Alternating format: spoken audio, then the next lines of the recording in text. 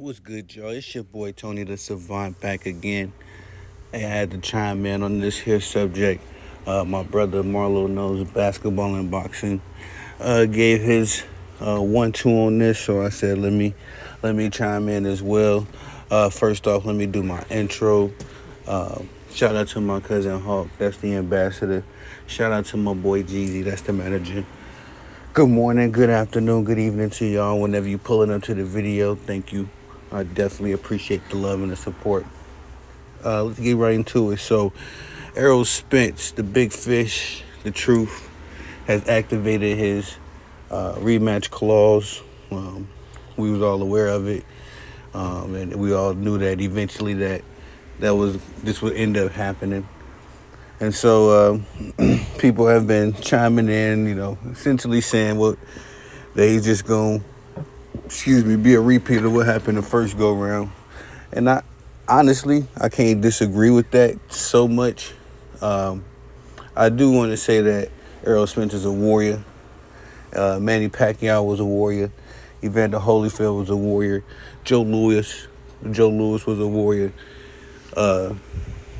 If Errol Spence is able to, triumph and beat Terence Crawford in this rematch, I think that's going to put him in a lane with the greats, in the same kind of lane with the greats as it would have been with him winning undisputed. Now, I ain't saying it's the same at all with winning the titles, but if he's able to avenge that loss, because their loss was so bad that if he's able to somehow, some way avenge it and win by at least decision, then it'll be a good comeback story. It'll definitely be a good win for his resume, a legacy win. And then it's going to set up the trilogy, of course, which, we'll see what happens if that happens. But in the same breath, from what I know about this rematch stuff so far, is that Bud Crawford is going to be able to choose the weight class and all that kind of stuff. I'm not sure if they set a date. I think December was the presumed date. I don't think he's going to be ready by December. I said in a previous video that if Errol Spence is going to beat Bud Crawford, he's going to have to switch it up, man.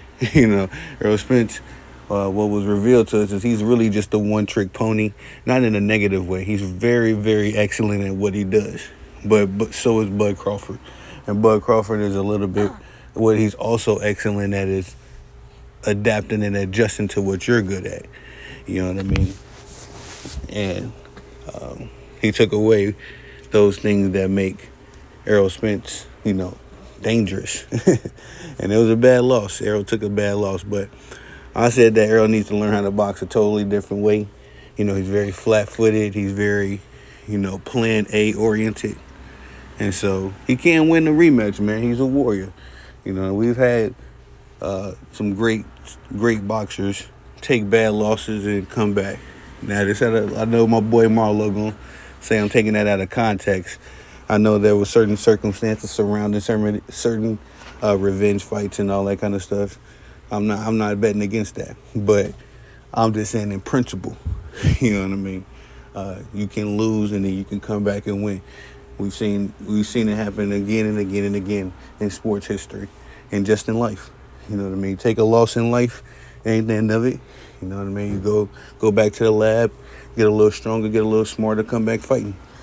You know what I mean? So that's just my opinion on it. I ain't gonna count out my boy Errol Spence. Is probably one of my favorite boxers right now. Probably is my favorite boxer. So, I was a little heartbroken to see him take his loss, but I think that he can readjust, reformulate, come back, and avenge his legacy. But that's just my opinion on it. Y'all like, subscribe, comment, share, hit the notification bell so you can be notified when I'm dropping content on this channel. I appreciate y'all, man. Love y'all. Get a goal accomplished.